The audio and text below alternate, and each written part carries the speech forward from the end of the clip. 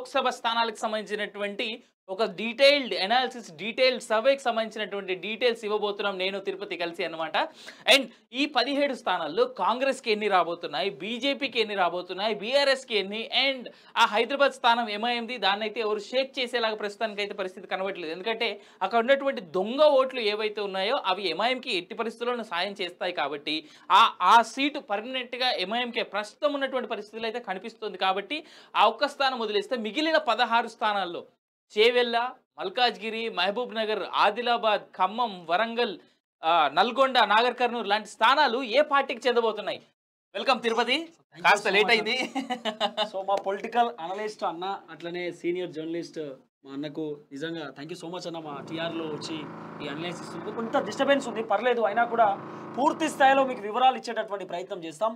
17 సెగ్మెంట్లు ఉన్నాయి. ఈ 17 సెగ్మెంట్లలో ఏ పార్టీ గెలవబోతున్నది, ఎవరు గెలిచేటటువంటి అవకాశం ఉందనేది దాదాపు ఒక 10-15 రోజుల నుండి మేము కూడా పూర్తి స్థాయిలో ఇటు కాలోజీ టీవీ కానివ్వండి, టీఆర్ టీవీ కానివ్వండి సర్వే చేసేటటువంటి ప్రయత్నం చేస్తా ఉన్నాం. ఆ సర్వేలో భాగంగా పబ్లిక్ బైట్లో కూడా పూర్తి స్థాయిలో తీసుకునేటటువంటి ప్రయత్నం కూడా చేస్తా ఉన్నాం. ఒకసారి చూద్దాం బ్రీఫ్ గా. ఫస్ట్ ఆదిలాబాద్కి పోదామా? ఫస్ట్ ఒకసారి ఆదిలాబాద్ కి సంబంధించినటువంటి అంశం మనం చూసుకుంటే పార్లమెంట్ కి సంబంధించిన విషయంలో ఎవరెవరు గెలవబోతున్నారు, ఎవరు గెలిచే అవకాశం ఉన్నది, ఎట్లా అక్కడ పరిస్థితి ఉందనేది ఒకసారి డెప్త్ గా మాట్లాడే ప్రయత్నం చేద్దాం. ఇది ఈసారి 2024లో ఉన్నటువంటి లిస్ట్ అనమాట. ఇది 2019లో గెలిచిన లిస్ట్, ఓడిపోయిన లిస్ట్. ఇది 19లో బీజేపీ నుంచి సోయం బాపురావు 3,77,374 ఓట్లు ఆయనకు పడ్డాయి. దాంట్లో 35% ఓట్ షేర్ ఆయనకు వస్తే, గోడం నాగేష్ బీఆర్ఎస్ నుంచి 3,18,000, ఐఎన్సీ రమేష్ రాథోడ్కి 3,14,000 పడ్డాయి. అంటే ఇక్కడ కాంగ్రెస్ కి తర్వాత బీఆర్ఎస్ కి మధ్యలో ఉన్నటువంటి ఓట్ పర్సెంటేజ్ 0.4% మాత్రమే. అదే బీజేపీకి చూసుకుంటే 35%, అంటే 0.58% బీజేపీకి ఎక్కువ పడ్డది. సో అదే రకంగా చూసుకుంటే, కాకపోతే ఈసారి సోయం బాపురావుకి ఇవ్వలేదు, బీజేపీ గోడం నగేష్ కి ఇచ్చింది. బీఆర్ఎస్ నుంచి బీజేపీకి వచ్చినటువంటి క్యాండిడేట్ కి ఇచ్చింది. ఆయనకు పడ్డటువంటి, అంటే ఆయన సెకండ్ ప్లేస్ లో నిలబడ్డాడు. ప్లస్ బీజేపీకి మోడీ చరిష్మా ప్లస్ మోడీకి ఉన్నటువంటి వేవ్ గోడం నగేష్ కి హెల్ప్ అయింది అనేటువంటిది లోకల్ వర్గాల నుంచి ఉన్నటువంటి మాట. ఇప్పుడు నువ్వేమంటావు? ఆత్రం సుగుణ తర్వాత ఆత్రం సక్కు ఇద్దరు సేమ్ కేటగిరీకి సంబంధించినటువంటి వాళ్ళ గురించి మనందరూ తెలుసు, మనం పెద్దగా మాట్లాడాల్సినటువంటి అవసరం కూడా లేదు. వాళ్ళంతా అద్భుతమైనటువంటి వ్యక్తులు. వాళ్ళు 10 సంవత్సరాలు కేసీఆర్ అడ్డం పెట్టుకుని వాళ్ళు చేసినటువంటి దందాలు ఇవన్నీ కూడా మనం చూసినాం. ప్రత్యేకంగా వాళ్ళ గురించి మాట్లాడుకోవాల్సిన అవసరం లేదు. కానీ భారతీయ జనతా పార్టీకి మాత్రం ఎంతో కొంత ఎడ్జ్ కనబడేటటువంటి సిచ్యువేషన్ కనబడుతున్నది. బీజేపీ ఈసారి కొంత ఆదిలాబాద్ కదా, ఆదిలాబాద్ లో కొంత భారతీయ జనతా పార్టీ జెండా ఎగిరేటటువంటి పరిస్థితి పర్ఫెక్ట్ గా ఉన్నది. సో ఇక్కడ ఒకటి ఆదిలాబాద్ లో బీజేపీ ఒకటి, తర్వాత పెద్దపల్లికి సంబంధించిన అంశానికి వస్తే పెద్దపల్లి 2019లో వెంకటేష్ నేత బొర్లకుంట బీఆర్ఎస్ నుంచి క్యాండిడేట్. ఈయన నేతకాని కులానికి సంబంధించినటువంటి వ్యక్తి. కాంగ్రెస్ నుంచి ఆగం చంద్రశేఖర్, బీజేపీ సొగల కుమార్, కాంగ్రెస్ నుంచి ఇండి కూటమి నుంచి ఇంట్ల నర్సయ్య, బీఎస్పీ నుంచి కళ్యాణ్ పంజా. సో ఇక్కడ చూసుకుంటే బీఆర్ఎస్ కి వెంకటేష్ నేతకి 4,41,000 ఓట్లు, అంటే 45% ఓట్ పర్సెంటేజ్. ఆగం చంద్రశేఖర్ కి 35.68, 3,46,000 ఓట్లు వచ్చినాయి. అయితే బీజేపీ క్యాండిడేట్ ఇక్కడ 92,000 ఓట్ల పరిశీలన మాత్రం చేయడం జరిగింది. కానీ ఈ సంవత్సరం చూసుకుంటే ఈ వెంకటేష్ నేత వచ్చి కాంగ్రెస్ లో జాయిన్ అయ్యిండు, కానీ ఆయనకి టికెట్ ఇవ్వలే. కాకపోతే ఇప్పుడు ఆ వెంకటేష్ నేత అలిగిండు కాంగ్రెస్ మీద, రేపో మాపో మళ్ళీ బీజేపీలోకి జాయిన్ అయ్యేటువంటి మాట ఉంది అనేటువంటి మాట వింటున్నాం. బట్ ఆయన జాయిన్ అయ్యేంత వరకు డౌటే, రీసెంట్ గానే కాంగ్రెస్ లో జాయిన్ అయ్యింది కాబట్టి. అయితే గోమాస శ్రీనివాస్ కి బీజేపీ నుంచి ఇదే పెద్దపల్లి సెగ్మెంట్ లో, కాంగ్రెస్ నుంచి గడ్డం వంశీకృష్ణ, బీఆర్ఎస్ కొప్పుల ఈశ్వర్. కానీ ఇక్కడ ఉన్నటువంటి పరిస్థితుల ప్రకారం మాజీ మినిస్టర్ కొప్పుల ఈశ్వర్కే కాస్త ఎడ్జ్ మాత్రం కనిపిస్తుంది. వంశీకృష్ణతో పోల్చుకుంటే కూడా కొప్పుల ఈశ్వర్కే కాస్త ఎడ్జ్ కనిపిస్తుంది. ఎందుకంటే లోకల్ వాడు, గోదావరికని వాడు, ఎప్పుడు ప్రజల్లో ఉన్నాడు అనేటువంటి మాట. అయినప్పటికీ గడ్డ వంశీకృష్ణ వాళ్ళ ఫాదర్ ఎవరైతే ఉన్నారో వివేక్, తర్వాత పెద్దపల్లి ఆ పక్కన మంచిర్యాల మందమరి నుంచి వాళ్ళ పెద్దనాన్న మినిస్టర్ గెలిచిన తర్వాత, ఎమ్మెల్యే గెలిచిన తర్వాత పెద్దనాన్న సపోర్టు ప్లస్ తండ్రి సపోర్టు ఈ స్థానానికి చాలా బలంగా ఏర్పడుతున్నది ఇతనికి. అలా అని చెప్పేసి గోమాసన్ కూడా మనం తీసి పక్కన పెట్టడానికి ఛాన్స్ లేదు. గోమా శ్రీనివాస్ కూడా చాలా బలంగా తిరుగుతున్నాడు ప్రజల్లో. తన యొక్క నియోజకవర్గాన్ని, తన యొక్క కార్యకర్తల్ని బలంగా తన వైపు తిప్పుకుంటూ, లోకల్ ప్రజల్ని, తన యొక్క కమ్యూనిటీని కూడా చాలా బలంగా తన వైపు తిప్పుకుంటున్నాడు. అయితే గెలిచే అవకాశాలు మాత్రం చాలా వరకు కొప్పుల ఈశ్వర్కే కనబడుతున్నప్పటికి కూడా, అంటే ఇక్కడ మనం బీఆర్ఎస్ పార్టీని పర్టికులర్ గా చెప్తున్నాం, కానీ వ్యక్తిపరంగా చూసుకుంటే కొప్పుల ఈశ్వర్కి కేడర్ ఉన్నది. ఖచ్చితంగా గెలిచేటటువంటి సిచ్యువేషన్ మాత్రం కొప్పుల ఈశ్వర్, అంటే ఒకటి అనుకోవచ్చు బీఆర్ఎస్ పార్టీకి, ఇది ఒకటి. అంటే ఛాన్స్ ఫుల్ ఫ్లెడ్జ్డ్ గా లేదు. ఎందుకంటే ఇక్కడ 2 స్థానాల్లో వంశీకృష్ణకి సంబంధించినటువంటి ఫ్యామిలీ మెంబర్లే 2 ఎమ్మెల్యేలు ఉన్నారు, తండ్రి పెద్దనాన్న ఇద్దరు. సో ఆ ఇద్దరు ఎవరైతే ఇప్పుడు ఎమ్మెల్యేలుగా ఉన్నారో వాళ్ళ ప్రాబలం చాలా ఎక్కువ. అండ్ దట్టు వివేక్ వెంకట స్వామి ఎవరైతే ఉన్నారో వాళ్ళ నాన్నగారు, వాళ్ళ పెద్ద ఆయన, వాళ్ళ నాన్నగారి ప్రాబలం కూడా చాలా ఎక్కువ ఉన్నటువంటి స్థానం ఇది పెద్దపల్లికి. వంశీకృష్ణకి కొంత ఎడ్జ్ కనిపిస్తుంది. అయినప్పటికీ కూడా కొప్పుల ఈశ్వర్ అంటే ఇప్పుడు ఇక్కడ బీజేపీ గెలవాలన్నా కాంగ్రెస్ గెలవాలన్నా కొప్పుల ఈశ్వర్కి పడేటువంటి ఓటు పర్సెంటేజ్ డిస్టర్బెన్స్ వస్తుందా? ఏం లేదు కదా, వస్తే ఒకసారి మనం చెప్పి రావచ్చు. సో మీరు పట్టించుకోకండి ప్రజలను, దయచేసి రిక్వెస్ట్ చేస్తున్నాం. ఎందుకంటే మా సర్వే ఎప్పుడైతే కొనసాగించినామో లట్కున్నా టిక్ టిక్ టిక్ అని బాంబులు వేసే ప్రయత్నం చేస్తున్నారు. కాబట్టి సర్వే దయచేసి ఫాలో కండి. కొంతమంది ఫేక్ సర్వే అది ఇది అంటా ఉన్నారు. సరే ఎవరి బ్యాచ్ వాళ్ళకు ఉంటుంది కదా, దాంట్లో ఎవరి పనిలో వాళ్ళు ఉంటారు. సో పూర్తి స్థాయిలో ఒకటి అయిపోయింది, ఒకటిలో బీజేపీ వచ్చింది, సెకండరీ కొప్పుల ఈశ్వర్ పేరు వస్తున్నది. ఇక్కడ కొప్పుల ఈశ్వర్ చీల్చేటువంటి ఓట్లు అవుట్ రేట్ గా కొప్పుల ఈశ్వర్కి అయితే పడే ఛాన్స్ లేదు. ఎందుకంటే బీఆర్ఎస్ పార్టీని నమ్మే పరిస్థితుల్లో లేరు. ఇమేజ్ ఉండొచ్చు, సొంత ఇమేజ్, కానీ ఈయన వెనకాల సింగరేణి ఓట్లు ఒక్కటి ఈయనకు పడకుండా ఉండే ఛాన్స్ ఉంది. ఎందుకంటే సింగరేణిలో చాలా ఎగెనిస్ట్ గా ఉన్నారు. సింగరేణి కోల్ మైన్స్ కానీ సింగరేణి ఎంప్లాయీస్ కానీ ఈయన ఏం చేసింది లేదు. ఇన్ఫాక్ట్ బీఆర్ఎస్ పార్టీ కూడా ఎట్లా లూట్ చేసారు బీఆర్ఎస్ పార్టీ సింగరేణి అనేటువంటి అందరికి తెలిసినటువంటి విషయం. సో ఇక్కడ బీఆర్ఎస్ పార్టీ క్యాండిడేట్ గా కొప్పులీశ్వర్ కనుక చూస్తే వంశీకో లేదంటే గోమాసా శ్రీనివాస్కో ఇక్కడ ఎక్కువ మెజారిటీ ఓట్లు పడే ఛాన్స్ ఉంది. అయితే కొప్పులీశ్వర్ ఏదైతే ఓట్లను చీలుస్తాడో ఆ చీల్చబోయేటువంటి ఓట్లు గోమాస గెలుస్తాడా లేదా వంశీకృష్ణ గెలుస్తాడా అనేటువంటి దాని మీద తెలిసేటువంటి ఛాన్స్ ఉంది. ఇది 50-50% ఉన్నటువంటి బీజేపీ వర్సెస్ కాంగ్రెస్ మేజర్ గా. సో కొప్పులీశ్వర్ కాకపోతే ఏంటంటే ఇతను మేజర్ ఓటు పర్సెంటేజ్ ని చీలుస్తాడు ఇక్కడ. అయితే చెప్పలేం, అవుట్ అండ్ అవుట్ ఒకవేళ డిసైడ్ అయితే కనుక కొప్పులీశ్వర్ గెలిచేందుకు కూడా ఛాన్స్ ఉన్నది ఇక్కడ. చెప్పలేము, 100% చెప్పలేనటువంటి చెప్పలేనటువంటి ముగ్గురికి వస్తుంది. గజీతగాడు ఎవరో చెప్పలేని పరిస్థితి. రైట్, నెక్స్ట్ చూసుకుంటే పెద్దపల్లి తర్వాత కరీంనగర్. ఇక అవుట్ రేట్ కరీంనగర్ లో అవుట్ రేట్ వేరే ఆప్షన్ లేదు. బండి సంజయ్ కు మించినటువంటి మొగోడు అక్కడ ఎవరు లేరు అది కరీంనగర్ లో. ఇక బండి సంజయ్ గెలవడని చెప్పి పుసుక్కునేవాడు అంటే వినోద్ కుమార్ వాళ్ళు వీళ్ళు అంటే పొరపాటు. ఎందుకంటే రేవంత్ రెడ్డి మంచి ఉపాయం వచ్చింది. రేవంత్ రెడ్డి సారు బండి సంజయ్ గెలుపు కోసం కాంగ్రెస్ పార్టీ అభ్యర్థిని ఇప్పటిదాకా పెట్టలేదని చర్చలో పడుతుంది. మేము చెప్తలేము అది. ఇవాళ రాత్రి కల్లా ఏమైనా అనౌన్స్ చేసే ఛాన్స్ ఉండొచ్చు. ఇవాళ ఎంత, ఇవాళ 22వ తారీఖు, 25వ తారీఖు నామినేషన్ క్లోజ్ చేస్తున్నారు. ఇంకా 3 రోజుల నామినేషన్ గడువే క్లోజ్ అవుతున్నప్పుడు నువ్వు ఇవాళ పార్టీ క్యాండిడేట్ అనౌన్స్ చేస్తే వాడు ఎప్పుడు రోడ్డు మీదకి పోవాలి, ఎప్పుడు ప్రచారం చేయాలి, జనాలు ఎప్పుడు ఆ క్యాండిడేట్. మొత్తానికి కరీంనగర్ లో భారతీయ జనతా పార్టీ జెండా ఎగురుతున్నది. నేను ఇంకో మాట చెప్తున్నా, మోదీ అక్కడ రావాలని ఇక్కడ బండి సంజయ్ కోటేయరు. కరీంనగర్ లో బండి సంజయ్ కోసమే ఓటేస్తారు. అది మోదీ కోసం బండి సంజయ్ కోటేయరు, బండి సంజయ్ కోసం బండి సంజయ్ కోటేస్తారు. ప్లస్ మోదీ అధికారంలో కేంద్రంలో మోదీ ప్రధానమంత్రి కావాలంటే ఇక్కడ బండి సంజయ్ కోటేస్తారు. 2 ఆప్షన్స్ ఉంటాయి. కాబట్టి ఇక ఈడ వేరే ఆప్షన్ లేదన్న. బండి సంజయ్ తప్ప మనం వినోద్ కుమార్ అంటే అరే 7 కిలో వచ్చి గట్లుంటది కథ. ఇక్కడ పొరపాటున కాంగ్రెస్ నుంచి యాక్చువల్ గా ప్రస్తుత కాంగ్రెస్ ఐ మీన్ బీఆర్ఎస్ నుంచి కరీంనగర్ ఎమ్మెల్యేగా ఉన్నటువంటి గంగుల కమలాకర్ పేరు వినిపిస్తా ఉండింది మొన్నటిదాకా. అవునవును. కానీ కమలాకర్ ఇప్పటిదాకా ఇంకా జాయినింగ్ అఫీషియల్ చేయలే. చేసి ఉంటే మేబీ ఛాన్స్ ఉండొచ్చు. అయితే ఇక్కడ ఇంకొక మాట కూడా ఉన్నది. ఏదైతే గంగుల కమలాకర్ ఉన్నాడో కాంగ్రెస్ ఎమ్మెల్యే ప్రస్తుతానికి, ఆ క్యాండిడేట్ రావడాన్ని ఇగో ఇక్కడ పొన్నం ప్రభాకర్ అడ్డుకుంటున్నాడు చాలా వరకు. సో ఇక్కడ పొన్నం మీద ఉన్నటువంటి కోపం అన్ని కలిపి బండి సంజయ్కి ప్లస్ అయితే. మీరు చెప్పండి అన్న, కాంగ్రెస్ పార్టీ అభ్యర్థిని రేవంత్ రెడ్డి ఇప్పటిదాకా పెట్టడానికి గల కారణం ఏంటి? పెట్టకపోవడానికి కారణం, పెట్టకపోవడం సింపుల్ కారణం, క్యాండిడేట్లు దొరుకుతలేరు. ఫస్ట్ రెండో దొరికిన క్యాండిడేట్ ఏమో గంగుల కమలాకర్ తీసేసుకొని పెట్టేసుకుందాం అని అంటే ఉన్న పొన్నం ప్రభాకర్ ఏమో ఎగేసి కొడుతున్నాడు. సో మల్లన్న గారు ఇక్కడ టికెట్ ఇస్తా అంటే వద్దని చెప్పినట్టు ఏ యాక్సిడెంట్ అన్ని ఏం పెట్టుకోవద్దు. Mallanna is out rate nowhere in this elections at least for Karimnagar.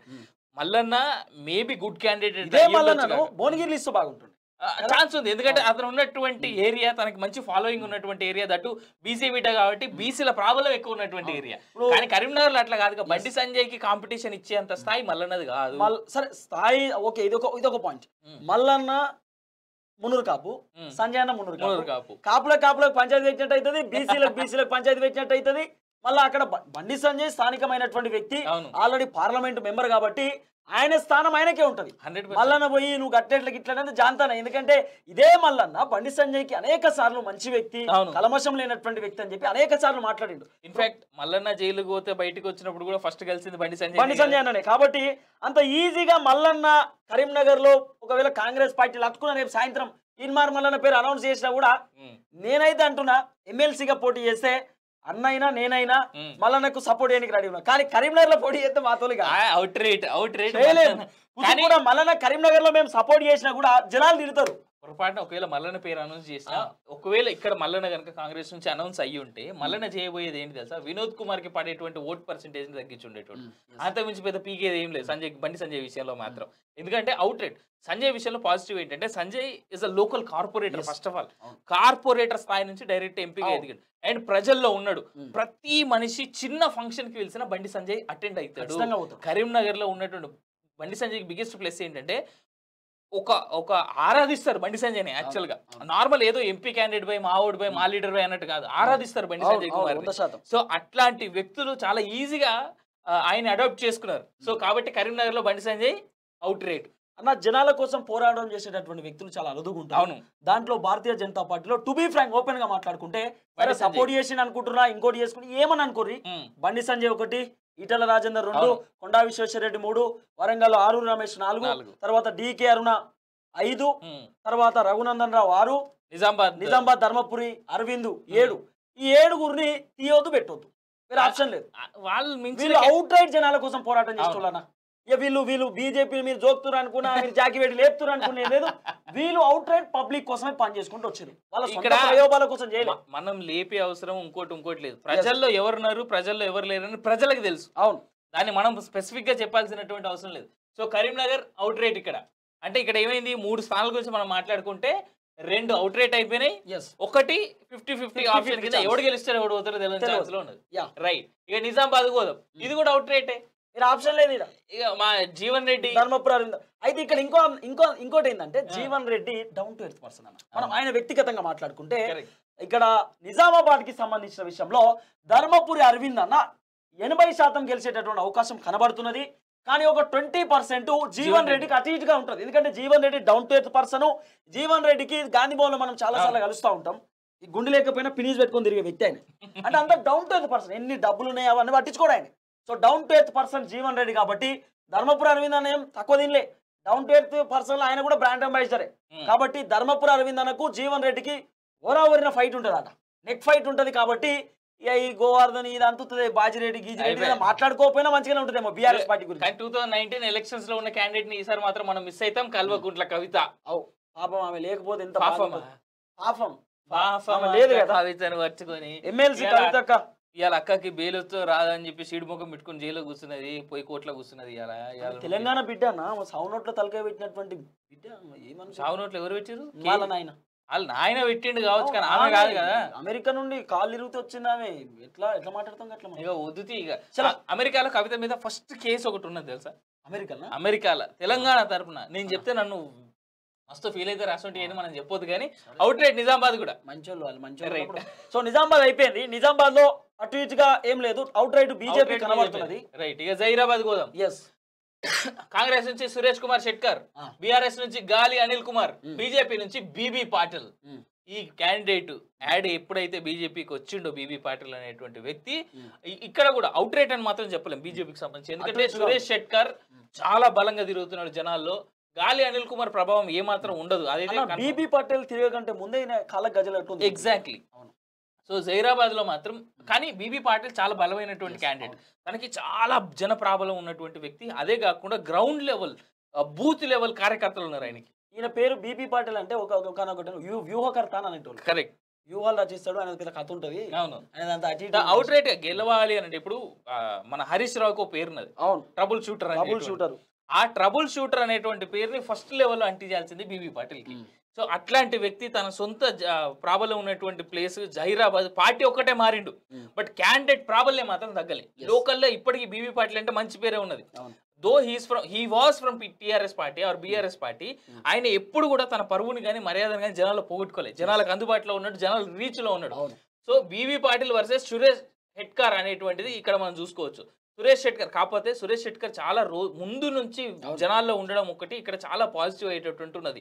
కానీ జైరాబాద్ లో బీబీ పాటిల్ మాత్రం తీసేలాం. It is going to be Congress versus BJP. 50-50 ఇక్కడ కూడా 100% ఆప్షన్ లేదు. రైట్. ఇక నెక్స్ట్ మెదక్ అయితే ఇక నేనైతే ఒక విషయం చెప్తాను, ఓపెన్ గా మాట్లాడుతున్నా.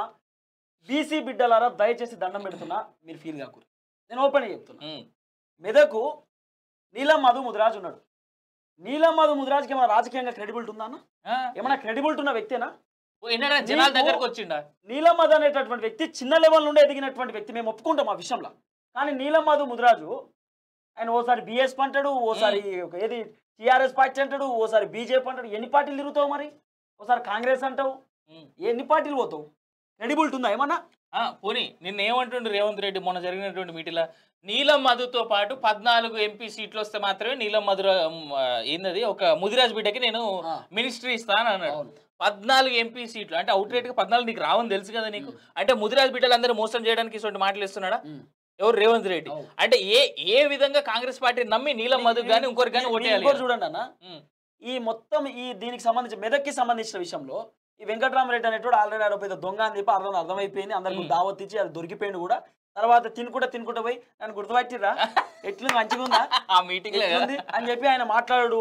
తర్వాత వెంకటరామరెడ్డి పైన ఈసీ కూడా సీరియస్ యాక్షన్ తీసుకున్న ఒక చర్చ కూడా వినబడుతున్నది. ఇక్కడ రఘునందన్ రావు అంటే రఘునందన్ రావు స్థానికమైనటువంటి వ్యక్తి అన్న, దుబాకకు సంబంధించిన వ్యక్తి. ఇవన్నీ కూడా అక్కడనే వస్తాయి, ఏదైతే ఇవి ఉన్నాయో నియోజకవర్గాలు అవన్నీ కూడా అక్కడికి వచ్చేటటువంటి ప్రయత్నం. సిద్దిపేట, మెదకు, నర్సాపూర్, సంగారెడ్డి, పటాన్చెరు, దుబ్బాక, గజ స్థానిక బిడ్డ. మరి ఈయన దీంట్లో ఇంకో మాట మనం నీలం మధు ముదిరాజ్ ఇక్కడ చెందినటువంటి వ్యక్తి. ఒక్క పటాన్ చెరువులో వాళ్ళ ఎమ్మెల్యే ఉన్నాడు, ఆయన ఒక్కడు ఆ ఫ్యామిలీ సపోర్ట్ చేయడానికి ఇది లేదు ఆయనకి. ఇప్పుడు నీలం మధుకి నీలం మధు ముదిరాజు పోటీ చేస్తే నేను పర్సనల్ గా చెప్పా, వాళ్ళ కుటుంబ సభ్యులు ఓట్లే లేదని కూడా కొంత తెలుస్తున్నది, కరెక్ట్ అంటున్నారు. కాబట్టి ఇక్కడ వేరే ఆప్షన్ లేదు.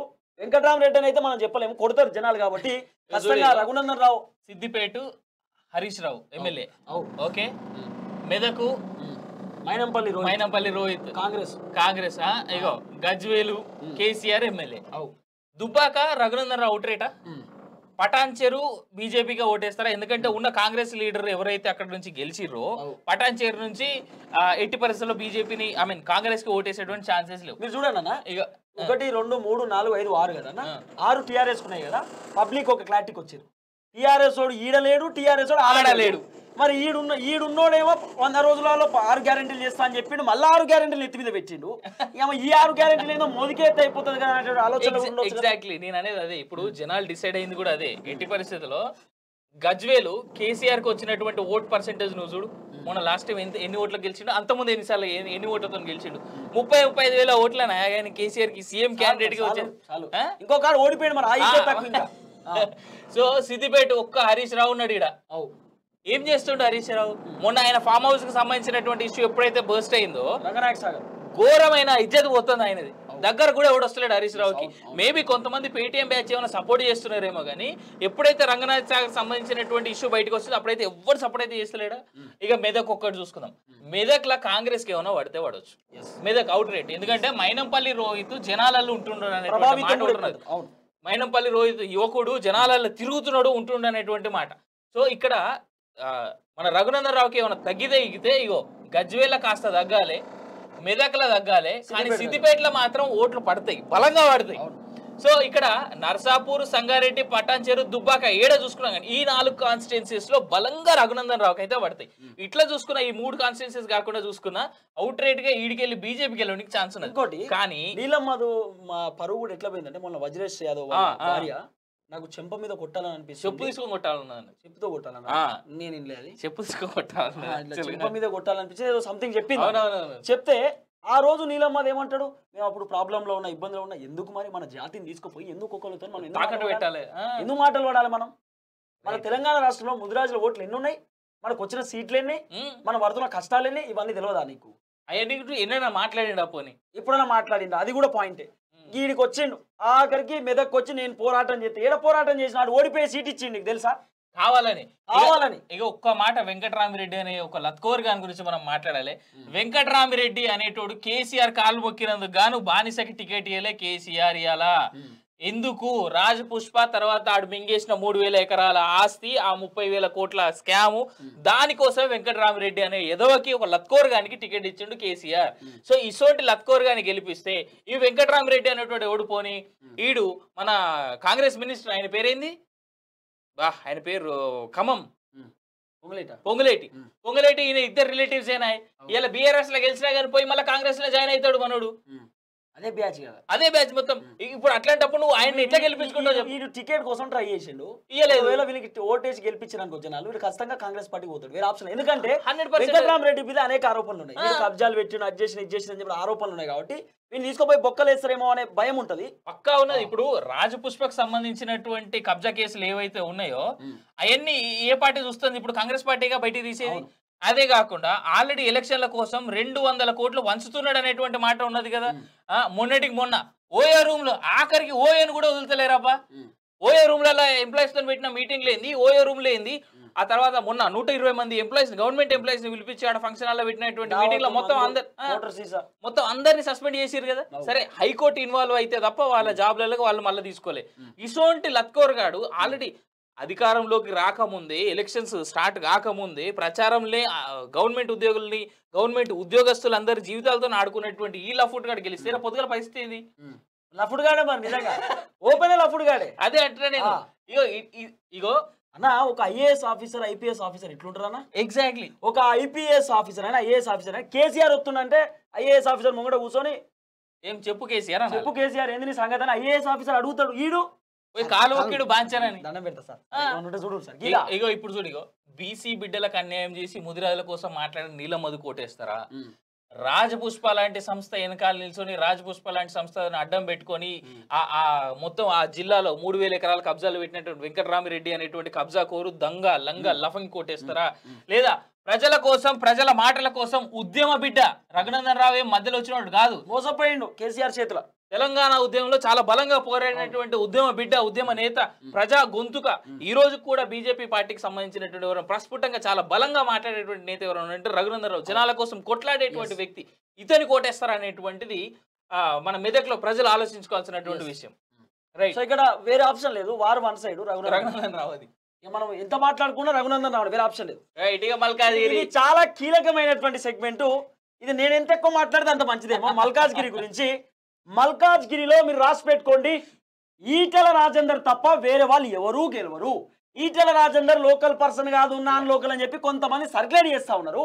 ఈటెల రాజేందర్ 100% లోకల్. ఓన్లీ మల్కాజ్గిరికి సంబంధించో లేకపోతే హుజరాబాద్కి సంబంధించి తెలంగాణ రాష్ట్రంలో 119 నియోజకవర్గాలు 33 జిల్లాలలో ఈటెల రాజేందర్ లోకల్. మీరు చూడుర్రి, సునీతా మహేందర్ రెడ్డి పేరు తెలంగాణ రాష్ట్రంలో ఎవరికన్నా ఎరికేనా? నాకు తెలియదు. కానీ ఈటెల రాజేందర్ పేరు ఎవరికి చెప్పినా చెప్తారు. దస్తరగతి చదువుతున్నటువంటి విద్యార్థి దగ్గర పోయి ఈటెల రాజేందర్ తెలుసా భలే మాట్లాడతావేందని నువ్వు. అండ్ ఇంకోటి, ఈటెల రాజేందర్ ఎందుకు లోకల్? ఈటెల రాజేందర్ ఇల్లు షామీర్పేట ఉన్నది. షామీర్పేట దాటి బయటికి ఏడిగోడు. ఈటెల రాజేందర్ కావాలంటే హుజరాబాద్ దాకా పోవాలని చెప్పేసి ఆడేవాడు ఈడేవాడు పోస్టర్లు పెడుతున్నట్టు హౌలేగాలు లత్కోర్ గాళ్ళు. ఆడ షామీర్పేటలో ఉన్నది. పోర్రి పొద్దుగాల పోయి కూర్చుంటే రాత్రి దాకా రోజు కలుస్తాడు. మోర్ ఓవర్ ఆయన లేకపోయినా బువ్వ పెడతారు, చాయ్ పోస్తారు, నీళ్ళు ఇస్తారు. మీకు ఆ పక్కనే బాత్రూమ్ కూడా ఉంటాయి, లేదంటే పక్కన చెరువు కూడా ఉన్నది. పోరి ఆడి గోరి ఈటెల రాజేందర్ ఎంత లోకల్లో తెలుస్తుంది. గత కొద్ది రోజుల నుండి మల్కాజ్గిరిలో మనం తిరుగుతూనే ఉన్నాం. మల్కాజ్గిరిలో తిరుగుతా ఉంటే ఈటెల రాజేందర్ పూర్తి స్థాయిలో మనం చూసినాము. అసలు ఈటెల రాజేందర్ పరిస్థితి ఎట్లున్నది ఏంటని గమనించే ప్రయత్నం చేసినాం. దాదాపు దీంట్లో మీరు చూడండి, హైదరాబాద్ లో అన్ని టీఆర్ఎస్ బ్యాచే ఉంటది. మొత్తం మేడ్చలు, మల్లారెడ్డి, మల్కాజ్గిరి, వాళ్ళ అల్లుడు, కొత్బుల్లాపూర్, వివేకానంద్, తర్వాత కుకేట్పల్లి, కృష్ణారావు, ఉప్పలేమో లక్ష్మారెడ్డి, తర్వాత ఎల్బీ నగర్ ఏమో ఈయన సుధీర్ రెడ్డి ఉన్నాడు. సికింద్రాబాద్ కంటోన్మెంట్ పాపం లాస్ట్ ఇయర్ ప్రాణం కోల్పోయింది కాబట్టి అక్కడ మన చంద్రాలు ఉంటాడు కాబట్టి దాదాపు దీంట్లో 6-7 నియోజకవర్గాలు ఉంటే ఈ నియోజకవర్గాలు అన్ని కూడా గుర్తుపెట్టామన్నా. మేమైతే మొత్తం కొత్బుల్లాపూర్ లో తిరిగినాం. ఎగ్జాక్ట్లీ. నేను చెప్తా చూడు, దీన్ని సింపుల్ ఎనాలిసిస్ చేద్దాం. ఈ మల్కాజ్గిరికి సంబంధించినటువంటి దీన్ని మేడ్చల్, మల్లారెడ్డి పరిస్థితి అగమ్య గోచరం. కాంగ్రెస్ లో పోతామంటే పోరాపై నీతో మాకేదని చెప్పి ఎల్లగొట్టిరా. మల్కాజ్గిరి అవుట్ రేట్ మర్రి రాజశేఖర రెడ్డి పాపం. ఈ మల్లారెడ్డి, మర్రి రాజశేఖర రెడ్డి అవుట్ రేట్ కాంగ్రెస్ లోకి వద్దన్నారు కాబట్టి వీళ్ళిద్దరు బీజేపీలో జాయిన్ అయ్యేటువంటి ఛాన్స్ ఉన్నది. ఓకేనా? ఇది బీజేపీ ఓటింగ్ కన్ఫర్మా? ఇక కుత్బుల్లాపూర్ వివేక్ కూడా రేపో మాపో బీజేపీలోకి వస్తున్నాడు, అవకాశం ఉంది. కుకట్పల్లి మాధవరం కృష్ణారావు ఉండే ఛాన్సెస్ ఉన్నాయి, లేదంటే కాంగ్రెస్ లోకి పోతాడు ఈయన. కాంగ్రెస్ 90%. ఉప్పలు బండారు లక్ష్మారెడ్డి ఆయన ఉన్నాడా లేడా, జనాలను కలుస్తుండా ఆ ఏడుంటుండో కూడా ఎవరికి తెలియదు. ఇక ఎల్బీ నగర్ అవుట్ రేట్ ఈడ జనాలు మాత్రం 90% బీజేపీ కొట్టేసే ఛాన్స్ ఎందుకున్నది ఎక్కువ అంటే ఈ ఏరియాలో జరిగినటువంటి అట్రాసిటీస్ వల్ల కాస్త హైందవుల్లో చైతన్యం ఉంది. ఇంకోటి ఏంటంటే ఈడ మొదటి నుంచి కూడా బీజేపీకి ఫేవర్ ఉన్నటువంటి లొకాలిటీ ఇది. LB Nagar area. ఇక సికింద్రాబాద్ కంటోన్మెంట్ ఇక్కడ నెక్స్ట్ ఏ క్యాండిడేట్ నిలబెడుతున్నారు అనేటువంటి అనౌన్స్మెంట్ వచ్చేంత వరకు కూడా ఇక్కడ నుంచి కూడా ఓట్లు 90% బీజేపీగా పడేటువంటి మేము అడిగినాము మీకు ఈటల రాజేందర్ తెలుసా అన్న? ఈటల రాజేందర్ మాకు తెలుసు. ఈటల రాజేందర్ తెలిసినా కూడా ఈటల రాజేందర్ అన్న మల్కాజ్గిరి లేకపోయినా వేరే వాళ్ళు ఎవరైనా ఒక్కళ్ళని తీసుకొచ్చి బీజేపీకి అభ్యర్థి నిలిచోబెట్టినా మేము మోడీ కొట్టిద్దాం. ఎగ్జాక్ట్లీ ఇక్కడ మోడీ చరిష్మా కూడా చాలా బలంగా ఉంది. రెండో విషయం ఏంటంటే మోడీయే మల్కాజ్గిరిలా మోదీ మోదీ మోదీ అంటారు. మూడో విషయం ఏంటంటే 2 సార్లు మల్కాజ్గిరికి నరేంద్ర మోడీని రప్పించుకోగలిగినటువంటి సత్తా ఈటల రాజేందర్ ఒక్కడే చేసి ఇంకెవడు చేయలే అన్న. ఇంకో విషయం కూడా ఈటల రాజేందర్ అంత తక్కువ అంటే చాలా తక్కువ వ్యక్తి కాదు. కేడర్ బలంగా ఉంటది. కేడర్ తో పాటు ఈటల రాజేందర్ వ్యూహాలు కూడా గట్టిగా ఉంటాయి. అవును, వ్యూహాలతో పాటు ఈ మొత్తం ఈ బ్యాచ్ కంటే ముందు ఈటల రాజేందర్ ఎప్పుడో తిరుగుతుండే, ఎప్పుడుండో. ఇక చూడు, ఇక నాకు తెలిసి 7 నియోజకవర్గాలలో ఈటల రాజేందర్ 3 ట్రిప్పులు కొట్టుంటారు. ఎగ్జాక్ట్లీ. దీంట్లో ఇంకో హైలైట్ చూపిస్తా చూడు. ఎక్కడైనా సరే ముందు పార్టీలు వస్తే తర్వాత నోటా వస్తుంది. రాగిడి లక్ష్మారెడ్డిని అవుట్ అండ్ అవుట్ వికీపీడియా కూడా తీసి పక్కన పెట్టింది. నోటా తర్వాత బీఆర్ఎస్ ఉన్నదంటే ఆల్రెడీ ఈడ బీజేపీ వర్సెస్ కాంగ్రెస్ కన్ఫామ్. ఈ రెండింటి తర్వాత ఎక్కువ ఓట్లు పడే నోటాకి అని చెప్పేసి ఆల్రెడీ వికీపీడియా కూడా కన్ఫర్మ్ చేస్తున్నారు. సునీతా మహేందర్ రెడ్డి లోకల్ పర్సన్ అని చెప్పి వీళ్ళు మాట్లాడుతా ఉన్నారు. Sunitha Mahender local person, chairperson.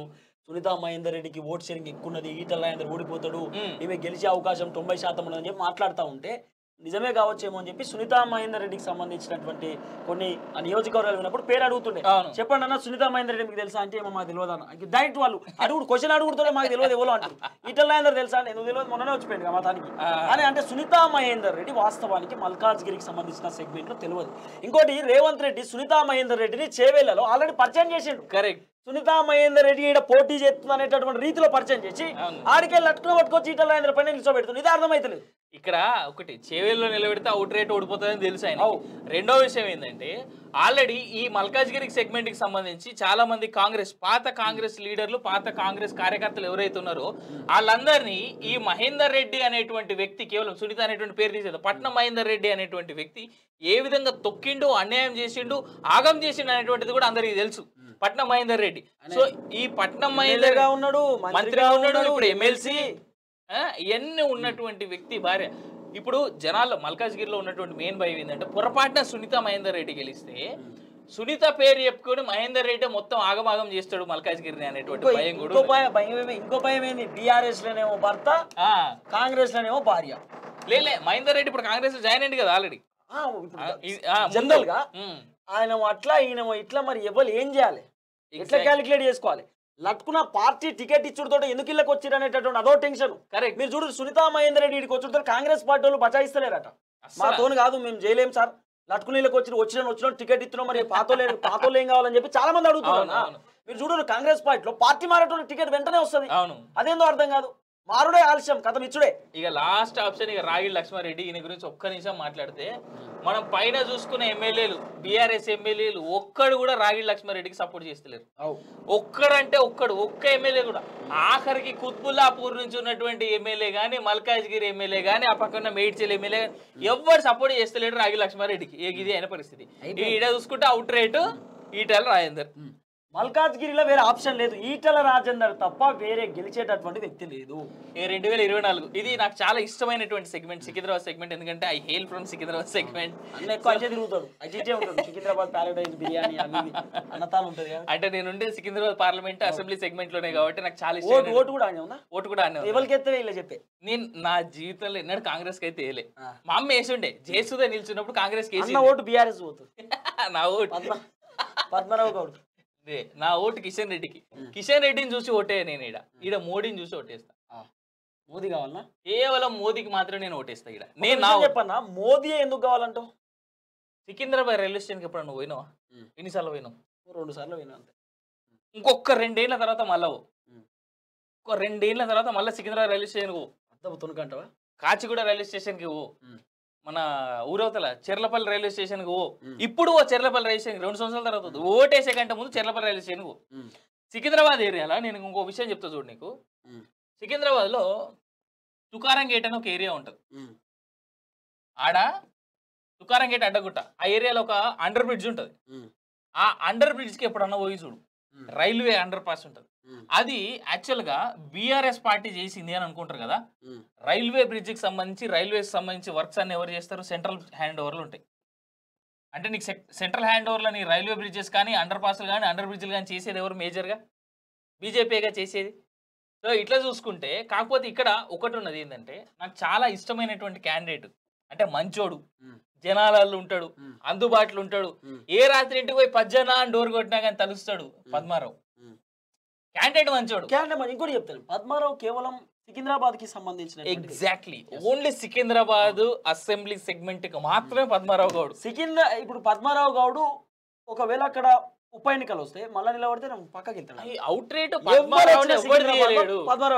పద్మారావుని ఎవడు తీయలేడు. కేసీఆర్ వర్సెస్ పద్మారావు అయినా కానీ పజ్జానే గెలుస్తాడు. కేసీఆర్ గెలవడు సికింద్రాబాద్, అది రాసిస్తాడు ఆయన.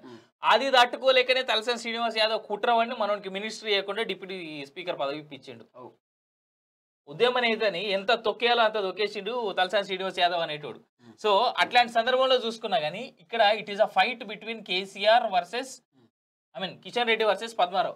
ఈడైతే ఇప్పటి వరకు రోడ్ల మీద ఏడ కనిపించలేదు దానం నాగేందర్. ఆ కాంగ్రెస్ నుంచి ఎందుకు ఇచ్చారో టికెట్ తెలియదు, అసలు ఎందుకు వచ్చిందో తెలియదు. ఫస్ట్ ఇప్పుడు ఏడు వస్తుంది. అయితే నిన్న మొన్న వస్తున్నటువంటి పేరు బొంతు శ్రీదేవి యాదవ్ పేరు వస్తుంది. బొంతు రామ్మోహన్ రావు వైఫ్ పేరు ఇన్వడుతుంది. మారుస్తారేమో ఈ 2 రోజులలో అనేటువంటిది. మారిస్తే ఇంతకుముందే మార్చి ఉండాలి. కాస్త కూస్త ఇంపాక్ట్ చూపెట్టేటోళ్ళు కాంగ్రెస్ కి సికింద్రాబాద్ పార్లమెంట్ సెగ్మెంట్ లో. కానీ ఇప్పుడు ఆ సెగ్మెంట్ కూడా డల్ చేసుకునేటువంటి పరిస్థితి. It is going to B tough fight between Kishan Reddy and Padmarao. కానీ అవుట్ రేట్ గా కిషన్ రెడ్డి అయితే గెలుస్తాడు. ఎందుకంటే లోకల్లో పద్మారావు గొప్ప కావచ్చు, కానీ నీకు నేషన్ వైడ్ చూసుకుంటే సెంట్రల్ విషయంలో మాత్రం బీజేపీకి ఉన్నంత ఇది పద్మారావుకు ఉండదు.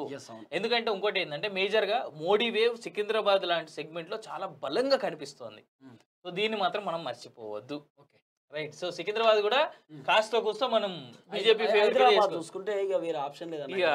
ఇక కాకపోతే కొంపెల్ల మాధవీలత మీద ఇవాళ రిజిస్టర్ అయినటువంటి కేసు 252 సిఆర్పిసి ఏదైతే ఇచ్చారో ఆమెకి నాన్ బెయిలబుల్, ఆ కేసు ఏమైనా ఎఫెక్ట్ చూపిస్తుందేమో అని చూడాలి. రెండోది ఏంటంటే వినిపిస్తున్న సమాచారం ప్రకారం ఈమె టికెట్ చేంజ్ అయ్యేలా కనబడుతుంది. క్యాండిడేట్ మారేటువంటి అవకాశాలు ఉన్నాయి. ఇప్పుడు ఇంకోటి చెప్తా, సరే కొంత మాట్లాడితే కొంత ఇబ్బంది అవుతుందేమో కానీ ముస్లింలకు మసీదులకు అడిగి ఇట్లా బాణం విసురుతుంది, అక్క బాణం చూపించుడు. అయితే ఆమె దానికి సారీ చెప్పింది, కాకపోతే ఆ సారీని ఎంతవరకు తీసుకుంటారు అనేటువంటి చూడాలి. ఎందుకు మరి అట్లా అర్థమైతలేదు. కానీ ఇదే సెగ్మెంట్ లో నాకు ఇంకో బాధ కూడా ఉంది.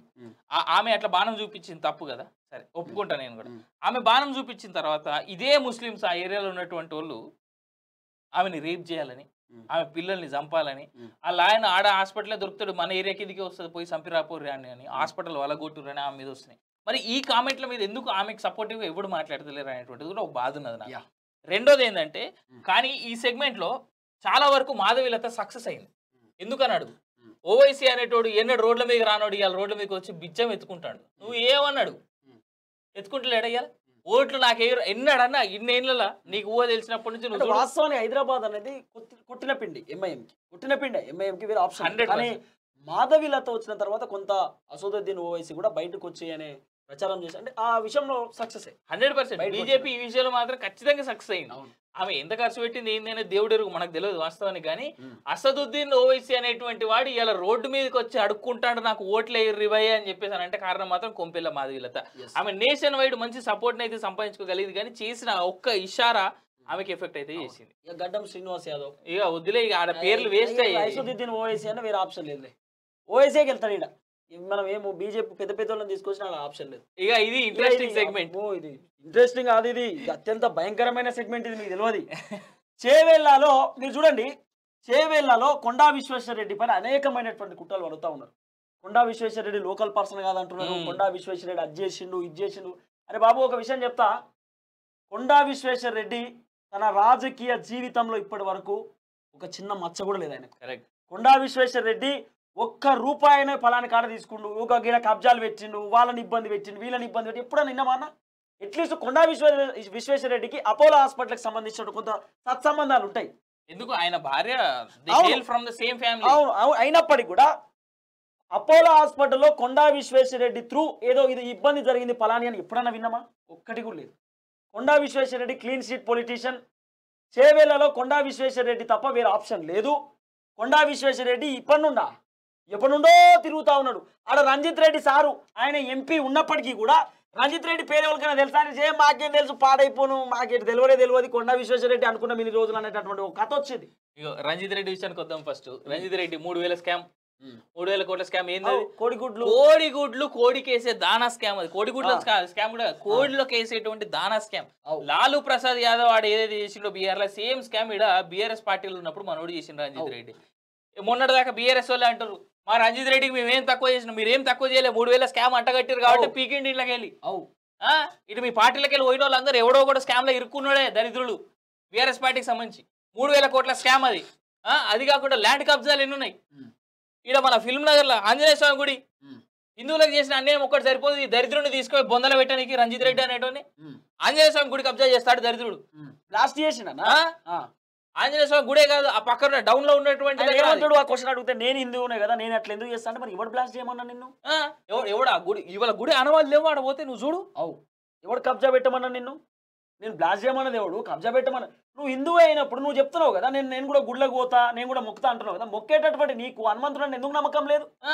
ఎందుకు నా గుడి జోలికి ఎందుకు పోయినావు? అసలు గుళ్ళని ఎవడన్నా బుద్ధినోడు ఎవడన్నా బ్లాస్ట్ చేస్తాడా? ఎగ్జాక్ట్లీ. అసలు గుళ్ళని ఎవడన్నా కబ్జాలు పెడతారా? బుద్ధినోడు ఎవడన్నా?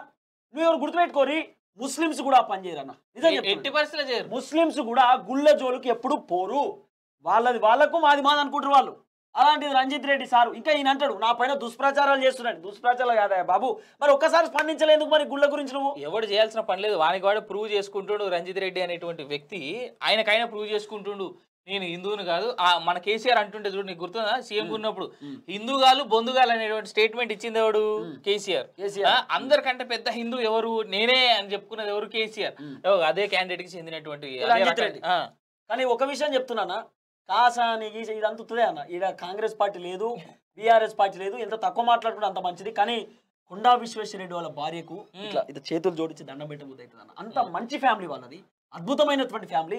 ఎవరు పోయినా అన్న చాలా మంది మీరు చూడండి బాగా డబ్బులు ఉన్న వాళ్ళ దగ్గరికి పోతే వాళ్ళు కనీస మర్యాద కూడా ఇయ్యనటువంటి సిచ్యువేషన్స్ ఉంటాయి. కానీ కొండా విశ్వేశ్వరరెడ్డి దగ్గర ఎంత డబ్బు ఉన్నా ఆయన ఎన్ని ఆస్తులున్నా ఎంత సంపాదించినా హాస్పిటల్స్ ఉన్నా ఎన్ని బిజినెస్లు ఉన్నా అసలు ఇక ఎంత పేదోడు పోయినా అన్న కాళ్ళకి చెప్పులు లేని వాళ్ళు పోయినా కూడా వాళ్ళని వాళ్ళ ఇంట్లోనే కూర్చోబెట్టి టీ ఇచ్చి కాఫీ ఇచ్చి వాళ్ళకి స్వీట్ ఇచ్చి వాటర్ బాటిల్ ఇచ్చి ఏమన్నా తింటావా తినొచ్చినవా అని అంత ఎంత నిజంగా ఎంత గౌరవం ఉంటుంది ఎంత సాంప్రదాయం ఉంటుంది వాళ్ళ దగ్గర అంటే వాళ్ళు నిజంగా హైలైట్ అన్న. రెండో విషయం ఏంటంటే నువ్వు ఎప్పుడైనా బంజారాహిల్స్ లో కొండా విశ్వేశ్వరరెడ్డి ఇంటికి పోయినావు కదా.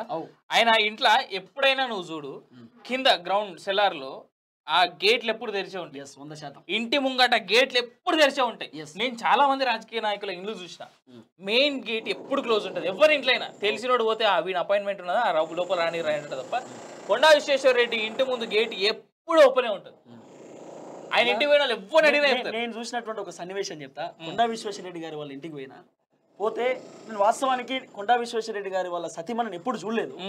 పోయినప్పుడు వాళ్ళ భార్య వచ్చి ఇట్లా నాకు వాటర్ బాటిల్ ఇచ్చింది ఏమైనా టీ తాగుతారా లేకపోతే ఒక స్వీట్ పట్టుకొచ్చి ఇచ్చినప్పుడు నాకు అర్థం కాలే. అంటే కొండా విశ్వేశ్వరరెడ్డి వాళ్ళ భార్య కాదేమో అనేటటువంటి ఒపీనియన్ మనకు ఉంటుంది. అంత డౌన్ టు ఎత్తున్నప్పుడు మనకు అర్థం కాదు కదా. ఆమె వచ్చి ఇట్లా మనకు వాళ్ళ పిఆర్ వచ్చి విశ్వేశ్వరరెడ్డి సార్ వాళ్ళ వైఫ్ అంటే నేను షాక్ అయిపోయినా. ఆ స్థాయి వ్యక్తికి అవసరం లేదు ఏంది ఇన్ని డబ్బులు ఇంత పెద్ద ఇల్లు ఇంత పెద్ద కథ.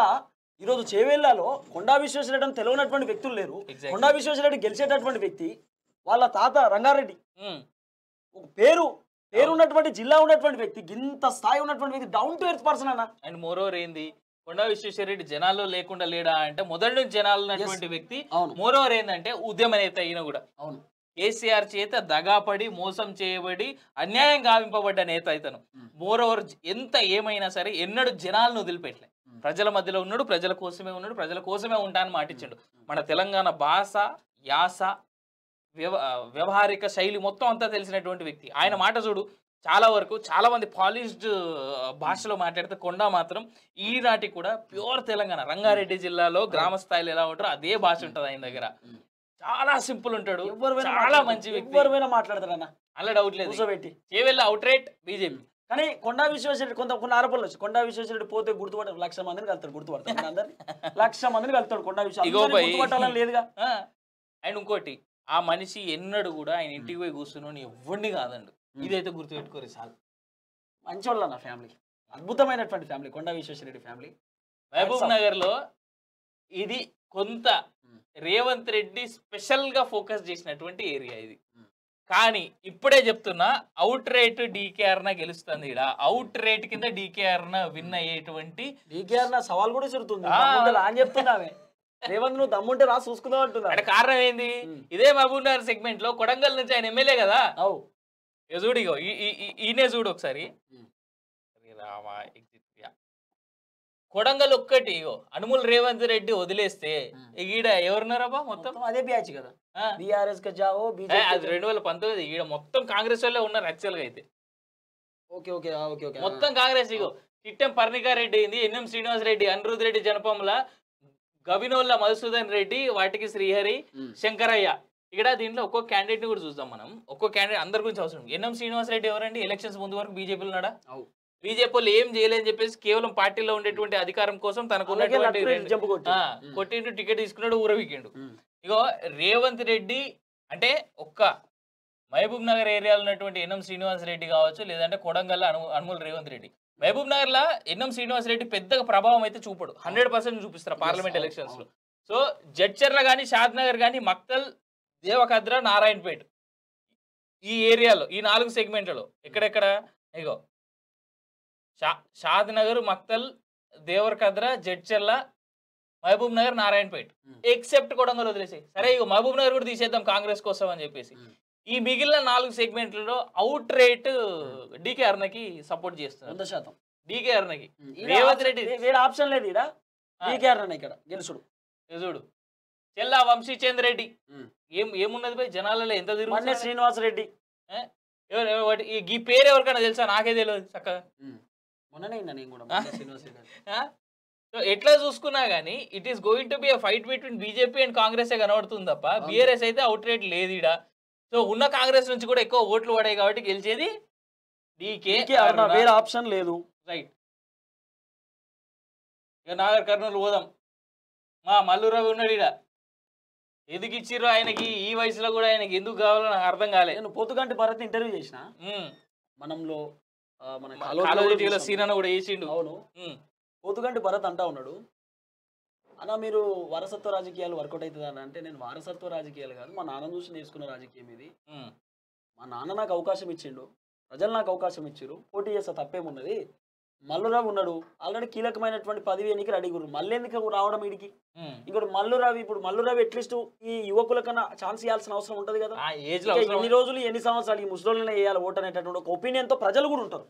ఇప్పటి వరకు 10 సార్లు టికెట్ ఇస్తే ఒక్కసారి కూడా గెలవలే మల్లురావు. అయిపోయి ఆర్ఎస్ ప్రవీణ్ కుమార్ ఒక క్రెడిబిలిటీ ఉన్న రాజకీయ నాయకుడు. అయినా ఏమనంటే స్వేరేవ్కి సంబంధించిన వాళ్ళు మాత్రమే సపోర్ట్ చేస్తారేమో కానీ లేదు ఇప్పుడు వాళ్ళు కూడా సపోర్ట్ చేస్తే పాప. ఆయన దరిద్రం ఏంటంటే ఆయన చేసుకున్న లత్కోర్ పనులకి ఆ స్వేరేవ్స్ వాళ్ళు కూడా ప్రవీణ్ కి సపోర్ట్ చేస్తలేదు. చేయరు ఇప్పుడు, అయిపోయింది. ఆయన బిఎస్పీ లో ఉన్నప్పుడు ఏదైతే పేరు ఉండేనో, ఎప్పుడైతే బీఆర్ఎస్ లో జాయిన్ అయ్యిండో ఈ దరిద్రం కొట్ల పార్టీలో జాయిన్ అవుతావరా అని చెప్పేసి ఆయన మీద తిట్టేటోళ్ళు ఎక్కువ మంది అయ్యారు. ఇన్ఫాక్ట్ ఆయన స్టేట్మెంట్ లో తీసుకుని ఆయన కూర్చోబెట్టి టీవీలలో చూపెట్టినా ఏడుస్తాడు. ఆయన పాత గతంలో మాట్లాడినటువంటి వీడియోలు సోషల్ మీడియాలో ట్రోల్ చేస్తారు. అదే అంటున్నా నేను, గబ్బి చూపెట్టా కానీ కూర్చొని ఇంట్లో కూర్చొని ఎడతారు కావచ్చు ఆర్ఎస్ ప్రవీణ్ కుమార్. ఇంకో బాధ ఏంది, బిఎస్పీ నుండి ఇక్కడ మందా జగన్నాథం ఆయన ఉన్నాడు, చాలా టఫ్ క్యాండిడేట్. ఓట్లు చీలిపోతాయి 100%. మందా జగన్నాథ్ కి బీఆర్ఎస్ నుంచి పడే ఓట్లు 90% ఈయన పడతాయి, కాంగ్రెస్ నుంచి పడేటువంటి ఓట్లు పడతాయి. బీజేపీ పోతుగంటి భరత్ యువకుడు, చాలా తెలివైన నాయకుడు, తెలివైన అయితే మల్లు రవి వర్సెస్ పోతుగంటి భరత్ 100%. ప్రవీణ్ కుమార్ అంటా ఉన్నాడు. ప్రవీణ్ కుమార్ సార్ కేవలం ఈ ఇప్పుడు ఎప్పుడైతే ఎలక్షన్ వస్తాయి అప్పుడే ఈ బియ్యం బత్తాలు మోసుడు, గంతే రాళ్ళు మోసుడు గివే వస్తాయి తప్ప నిజంగా ఆర్ఎస్ ప్రవీణ్ కుమార్ సార్ బీఎస్పీలో స్టిల్ నౌ కంటిన్యూ అయితే నెత్తి మీద పెట్టుకుని పూజించేటోళ్ళు చూసేటోళ్ళు. అట్లా చూసుకున్నా ఇక లాస్ట్ 2019 చూడరాదు, పోతుగంటి భరత్ కదా ఆడ నిల్చున్నది. లాస్ట్ టైం గెలిచింది ఎవరు? పోతుగంటి రాములేనా. మెరుగైనటువంటి లీడర్ అన్న వాళ్ళ నాయన. అదే 3 సార్లు ఎమ్మెల్యే, ఓసారి మంత్రి, ఓసారి ఇప్పుడు మళ్ళా ఈసారి ఎంపీగా, మళ్ళా ఈ రోజు వాళ్ళ కొడుకు, వాళ్ళు ఓట మెరుగైనటువంటి లీడర్. ఈ పోతుగంటి పేరు ఇట్ సెల్ఫ్ చాలా ఎక్కువగా ఇతని గెలుపుకి కారణం అవుతుంది. ఇంకోటి చూడు, పోతుగంటి రాములు అనేటటువంటి వ్యక్తి పైన ఒక్క ఎలిగేషన్ లేదు, చేయడానికి స్కోప్ ఉన్నది. ఆయన ఏం చేసిండని అసలు ఆయన అసలు పుసుక్కున ఆయన దగ్గర పోయి సార్ గీడో కబ్జా పెడదాం అంటే అంటాడు ఆయన. So Nagar Kurnool it's going to B Mallu Ravi versus Pothuganti Bharat. RS Praveen మాత్రం ఎట్టి పరిస్థితుల్లో అటు ఇటు ఉంటది ఇక నాగర్ కర్నూలు చెప్పలేము మనం. ఇప్పుడు ఇంకా సర్వే పూర్తి స్థాయిలో ఒకటి చేయలేము మనం. పెద్ద సర్వేలు వచ్చినా ఈ హైలీ ఇంపాసిబుల్ ఆడ. రైట్. ఇది నల్గొండ, ఇది నాకు తెలియదు, మీరే చెప్పాలి. ఇది సైదిరెడ్డి ఆల్రెడీ పేరున్నటువంటి నాయకుడు, మంచి ప్రభావం చూపెట్టగలిగేటువంటి వ్యక్తి. ఓకే, ఇంతకుముందు ఉత్తమ్ కుమార్ రెడ్డి ఉండే ఇటుకెళ్ళి. ఉత్తమ్ కుమార్ రెడ్డి ఉత్తమ్ అన్న ఆ టైంలో గఫలతలో గెలిచిండు, ఏ మాట కామాట. వేమిరెడ్డి నరసింహారెడ్డి ఇప్పుడు రాజధాని బ్యాంక్ చైర్మన్ ఉన్నాడు, కానీ ఏ రకంగా కూడా పార్టీలో యాక్టివ్ గా లేడు వేమిరెడ్డి. అలాంటి వ్యక్తి ఏ రకంగా సపోర్ట్ చేస్తలేడు బీఆర్ఎస్ పార్టీకి కూడా ఇక్కడ కంచర్ల కృష్ణారెడ్డికి. ఓకే, రఘువీర్ రెడ్డి కుందూరు కొద్దో గొప్ప నల్గొండ కాబట్టి కోమటిరెడ్డి బ్రదర్స్ ఖచ్చితంగా వాళ్ళ బలమైంది, వాళ్ళ బలహీనత ఏంది అనేది చూపెట్టుకోవాల్సినటువంటి పరిస్థితి ఇది. ఎందుకంటే తప్పదు, సిగ్గు లేకుండా చేయాల్సిందే. ఇప్పుడు వాళ్ళ ఫ్యామిలీకి, వాళ్ళ రెడ్డి కమ్యూనిటీకి సంబంధించినటువంటి వ్యక్తే కదా. బీఆర్ఎస్ నుంచి వేమిరెడ్డి నరసింహారెడ్డి నిల్చున్నప్పుడు ఏదైతే గెలిచేందుకు అవకాశాలు ఉన్నాయో ఈసారి పూర్తి స్థాయిలో లేవు. ఈడ వేమిరెడ్డి నరసింహారెడ్డి మీద కూడా ఈయన రాజధాని బ్యాంక్ చైర్మన్ ఉండే, మాజీ రాజధాని బ్యాంక్, ప్రస్తుతం కూడా రాజధాని బ్యాంక్ చైర్మన్ అనుకుంటాయి. కానీ నల్గొండలో ఎట్టి పరిస్థితుల్లో సపోర్ట్ లేదు బీఆర్ఎస్ కి. కనిపించేది ఏంది, చనంపూడి సైదిరెడ్డి. సైదిరెడ్డి గురించి మనం అందరికి తెలిసినటువంటి వ్యక్తి. సో సైదిరెడ్డి వర్సెస్ రఘువీర్ రెడ్డి ఇక్కడ నల్గొండలో కూడా కనిపిస్తున్నాయి. ఇక అంతకుమించి ఆప్షన్ ఏం లేదు, అటు ఇటుగా ఉంటుంది, టఫ్ ఫైట్ ఉంటుంది ఇక్కడ కూడా. రైట్, అక్కడ నెక్స్ట్ మహబాద్ బలరాం నాయక్, కవితా మాలోత్, అజ్మీరా సీతారాం నాయక్. కొద్దిగా బలరాం నాయక్ ఎడ్జ్ కనబడతా ఉన్నది, చాలా వరకు కనిపిస్తా ఉంది ఎడ్జ్. అయితే ఈమె ఏ రకమైనటువంటి ఓట్లు జీలుస్తుంది అనేది చూడాలి. కానీ మాలోత్ కవిత ఎన్నడూ కూడా జనాలలో అయితే నాకు కనిపించలేదు. కేసీఆర్ పక్కన తప్ప, కేసీఆర్ దగ్గర తప్ప ఎందుకు కనిపించలే. మాలోత్ కవిత ఆమె పార్ట్ టైం పొలిటీషియన్. ఆమె ఎలక్షన్ వచ్చినప్పుడే ఒకసారి వచ్చిపోమా మిరుపతిగా అన్నప్పుడు లట్టుకుని వచ్చి మళ్ళీ పోతుంది అంతే. కానీ ఇక్కడ ఎస్టీ ఓట్ల ప్రభావం ఏ విధంగా కనిపిస్తుంది అనే దాని మీద ఇది ఎవరికి పడుతుంది అనేటువంటిది చూడాలి. ఎస్టీ ఓట్లు మేజర్ గా కీలకం. ఎస్సీ ఎస్టీ కమ్యూనిటీకి సంబంధించినటువంటి ఓట్లే ఇక్కడ ఎవరు గెలుస్తారు అనే దాన్ని డిసైడ్ చేస్తుంది. అన్న మొత్తం ఒక 80% ఎస్టీలే ఉంటారు కంప్లీట్ గా. అదే అంటున్నా, వాళ్ళ పక్కన పెట్టిన ఎస్టీలు 80-85% వాళ్ళు పూర్తి స్థాయిలో ఈ మొత్తం సెగ్మెంట్ కూడా బలరాం నాయక్ కొత్త ఓపెన్ ఎక్కువ బలరాం నాయక్ కనబడుతున్నది. బీజేపీ వర్సెస్ బలరాం నాయక్ ఉంటుంది ఇక్కడ. ఎగ్జాక్ట్లీ, ఎందుకంటే లాస్ట్ టైం కూడా మన 2019 లో కూడా నిల్చున్న బలరాం నాయక్ ఎన్ని 3,15,000 ఓట్లు పడ్డాయి, అంటే 32% ఓటింగ్ పర్సెంటేజ్ ఉంది. అయితే ఈసారి కాంగ్రెస్ పార్టీ అధికారంలో ఉన్నది కాబట్టి కాస్త ఛాన్స్ అయ్యేటువంటి ఛాన్స్ ఉంది. అయితే ప్రజలు తెలివిగా ఆలోచిస్తే కాంగ్రెస్ వద్దు, మాకు సెంట్రల్ లో బీజేపీ ఉంటే కనుక బీజేపీ నుంచి వచ్చేటువంటి ఫలాలు మాకు అందాలి అని అనుకుంటే కనుక అజ్మీరా సీతారాం నాయక్ ఇస్తారు ఓటు. లేదు మా కాంగ్రెస్ ఆడ కాంగ్రెస్ ఈడ కాంగ్రెస్ కావాలనుకుంటే బలరాం నాయక్ ఇస్తారు. ఇది ఎస్టీల, ఇది మేజర్ గా కంప్లీట్ మహబాద్ మొత్తం కూడా కేవలం ఎస్టీ ప్రాబ్లం మీదనే గెలవబోయేటువంటి సీట్ ఇది. ఎస్టీలు అవుట్ రైట్ కింద ఎవరు కావాలనుకుంటే వాళ్ళు గెలుస్తారు ఈడ. కానీ చాలా వరకు ఛాన్స్ మాత్రం బలరాం నాయకే ఉన్నది మహబాద్. ఇక ఇది నేను చెప్తా, నేను ఆ సామాజిక వర్గానికి చెందినటువంటి బిడ్డనే కాబట్టి. ఇక చూడండి మీరు, కడియం కావ్యకు బీఆర్ఎస్ పార్టీలోకి వెళ్ళి కేసీఆర్ సార్ టికెట్ ఇచ్చిండు. పాపం కడియం శ్రీహరి కీలకమైనటువంటి వ్యక్తి, నా దగ్గరనే ఉంటాడు. పొద్దుగాలు అయితే ఇట్లనే అంటుకోని అస్సలు జోగి రాసుకుంటే బూడి తెలుపుతా అన్నట్టు భుజాలు రాసుకుంటారు కదా, భుజాలు గుమ్మడికాయ దొంగ అంటే భుజాలు రాసుకునేటోళ్ళు దొంగలని చెప్పి మాట్లాడతారు కదా. అట్లా కడియం శ్రీహరి వాళ్ళ బిడ్డకి ఎంపీ టికెట్ కేసీఆర్ పిలిచి మరిస్తే కేసీఆర్ ని మోసం చేసినటువంటి వ్యక్తి ఎవరు? కడియం శ్రీహరి. కేసీఆర్ ని నిజంగా చెప్తున్నానా, నాకు బాధ అనిపిస్తా ఉంది. కేసీఆర్ అనేటటువంటి వ్యక్తి ఈ రోజు ఆయన బాధలో ఉన్నాడు, కన్నీళ్లు పెట్టుకుంటా ఉన్నాడు. కేసీఆర్ అనే వ్యక్తి ఈ రోజు ఇబ్బంది పడతా ఉంటే దగ్గరుండి సార్ నేనున్నా అని చెప్పి భరోసా నింపాల్సినటువంటి వ్యక్తి కడియం శ్రీహరి. అలాంటి కడియం శ్రీహరి కేసీఆర్ అనే వ్యక్తికి మోసం చేసి ఇలా కాంగ్రెస్ పార్టీ కండవప్పునంటే మోసగాడు అనకపోతే ఏమనాలి? 100% మోసగాడే కడియం శ్రీహరి. ఈ మోసగానికి వరంగల్ ప్రజలు ఓటేస్తారా లేదని మీ ఒపీనియన్ అది. ఎందుకంటే పుసుక్కున మనం ఏదో చెప్తే ఈడోదో చెప్తున్నా అనుకుంటారు. క్యాలిక్యులేట్ చేసుకోండి. కేసీఆర్ ఏం తక్కువ చేసిండు కడియం శ్రీహరికి? మీరు చేసే దందాలన్నీ కూడా కేసీఆర్ యాక్సెప్ట్ చేసిండు కదా, ఒప్పుకున్నాడు కదా, షహీరాపై నేను ఉన్నా అని చెప్పి చెప్పిండు కదా. మరి అలాంటి కేసీఆర్ మిమ్మల్ని ఏం ద్రోహం చేసిన చెప్పి కేసీఆర్ కి రాజీనామా చేసి మీరు పోయి అక్కడికి. అండ్ దీంట్లో ఇంకో విషయం ఉన్నది, ఇచ్చిన రిజర్వేషన్ లేదు, ఇది ఎస్సీ రిజర్వ్డ్ సీట్ కదా. అవును, ముస్లిం మహిళకి ఎట్లా ఇచ్చారు సీట్? ఇది కాంగ్రెస్ వాళ్ళు ఇచ్చింది ఎవరికి? ముస్లిం మహిళకే కదా. కడియం కావ్య నజీరుద్దీన్ ముస్లిం మహిళ కాదు, ఎస్సీ రిజర్వ్డ్ ఎట్లయితే ఇది కాంగ్రెస్ పార్టీ తరపు నుంచి మాట్లాడాలి కాంగ్రెస్ పార్టీ దీని మీద. చెప్పాలి వాళ్ళు, ఖచ్చితంగా చెప్పాలి. కనీసం కడియం శ్రీహరి అనే చెప్పాలి, ఇది ముస్లిం రిజర్వేషన్ కాదు, ఇది ఎస్సీ రిజర్వ్డ్ సీట్. ఇది ఎస్సీ రిజర్వ్డ్ సీట్ లా ముస్లింకి ఎట్లా ఇచ్చారు వీళ్ళు? దాని మీద సమాధానం రావాలి కదా. ఉండదు అది. సో ప్రజలారా ఒక విషయం అయితే చెప్తున్నా, ఆరూరి రమేష్ అనేటటువంటి వ్యక్తి బీఆర్ఎస్ పార్టీ నుండి ఆయనే బీజేపీ పార్టీకి పోయిండు. ఆరూరి రమేష్ బీఆర్ఎస్ పార్టీకి రాజీనామా చేయడానికి ఒక బలమైన కారణం ఉన్నది. పాపమైన ఆ పార్టీలో ఉన్నప్పుడు ఆయన పైన అనేకమైనటువంటి కుట్రలు, అనేకమైన ఆరోపణలు, అనేక అవమానాలు మేము దగ్గరున్నాం. ఆరూరి రమేష్ కోసం బలంగా పనిచేసినటువంటి బిడ్డలం మేము అందరం చూసినాం. అండ్ మోర్ ఓవర్ బీఆర్ఎస్ నుంచి బయటికి పోయేటప్పుడు కిడ్నాప్ చేసి రోడ్ల మీద ఆగమాగం చేసి మనిషిని. నేను ఒక విషయం చెప్తా, చాలా మంది ఆరూరు రమేష్ ఈ తప్పు చేసిండు, ఆ కబ్జా చేసిండు, ఇట్లా చేసిండు, అట్లా చేసిండు అని చెప్పి ఆరూరు రమేష్ని చాలా మంది ఆరోపిస్తున్నారు కదా. మీకు దమ్ముంటే ఇప్పుడు ఆరూరు రమేష్ ఆయన ఇప్పుడు బీజేపీ నుండి పోటీ చేస్తా ఉన్నాడు, అధికారంలో కాంగ్రెస్ పార్టీ ఉన్నది కదా. ఒక్కసారి ఆరూరు రమేష్ పలాని కబ్జా చేసిన నిరూపణ చేసి చూద్దాం. మీ చేతిలో ఉన్నది అధికారం, మీరు నిరూపణ చేయండి. మీతో కాదు. ఎందుకంటే ఆరూరు రమేష్ అనేటటువంటి వ్యక్తి ఎస్సీల కోసం అనేకమైనటువంటి పోరాటాలు చేసిండు. అక్కడ ఆరూరు రమేష్ ఇల్లు లేదన్నా అంటే ఇల్లు కట్టిస్తాడు అన్న, నాకు బువ లేదన్నా అంటే బువ పెట్టిస్తాడు. మేము దగ్గర ఉన్నామన్నా, మేము చూసినాం ఆరూరు రమేష్ కోసం పనిచేసినాం. అసెంబ్లీలో కూడా ఎప్పటి నుండో ఆరూరు రమేష్ అన్న కోసం మేము పనిచేసుకుంటూ వచ్చినాం, దగ్గరుండి చూసినాం. ఆరూరు రమేష్ అన్న పైన అనేకమైనటువంటి ఆరోపణలు వచ్చినాయి, బాధపడ్డాం మేము. ఆరూరు రమేష్ అన్న వాళ్ళ ఇంటికి పోతే మీరు చెప్పారు కదా ఎనీ టైం గేట్లు తెరిచిపెట్టుంటుందని. ఆరూరు రమేష్ అన్న ఇంటి ముందు గేటే ఉండదు అసలు. ఇట్లా ఎప్పుడు పోయినా కూడా ఆల్ టైం అలా లోపడి పోవచ్చు, ఆరూరు రమేష్ అన్నతో కూర్చొని మాట్లాడవచ్చు. అత్యంత కీలకమైనటువంటి బిడ్డ ఆరూరు రమేష్, చాలా డౌన్ టు ఎర్త్ పర్సన్ అన్న. ఎన్ని కాంట్రాక్టులు విన్నా, ఎన్ని సంపాదించినా, ఏం చేసినా కూడా Aruru Ramesh out right public కోసమే పోరాటం చేస్తూనే వచ్చిండు. అలాంటి ఆరూరు రమేష్ ఈ రోజు భారతీయ జనతా పార్టీ నుండి పోటీ చేయడం హైలైట్. ఇంకోటి ఆరూరు రమేష్ 100% ఇక్కడ గెలుతున్నాడనే కొన్ని కీలకమైనటువంటి సర్వేలు కూడా బయట పెడుతున్నాయి. మేము కూడా గ్రౌండ్ లో తిరిగినాము. ఆరూరి రమేష్ వరంగల్లో జెండా ఎగరబోతున్నది. నేను ఇంకో విషయం చెప్తా, వరంగల్లో భారతీయ జనతా పార్టీ ప్రభావితం ఎంతున్నదో మాకు తెలియదు, కానీ ఆరూరి రమేష్ ప్రభావితం ఉన్నది. ఎందుకంటే ఆరూరు రమేష్ 1,00,000 మెజారిటీతో గెలిచినటువంటి వ్యక్తి. 1,00,000 మెజారిటీతో ఎమ్మెల్యే ఉన్నప్పుడు, ఎమ్మెల్యే ఎలక్షన్ లో 2018లో 1,00,000 మెజారిటీ గెలిచిందండి ఆరూరు రమేష్. చూడు మహా అంటే ఆరూరు రమేష్ కి ఇబ్బంది అయ్యేటువంటి స్థానం చెప్తుంది చూడు. స్టేషన్ కనుపూర్ ఒక్కటి కడియం కావ్య చేయబట్టి ఓకే కడియం కూడా వాళ్ళు క్లారిటీకి వచ్చారు. అవునవును అవును.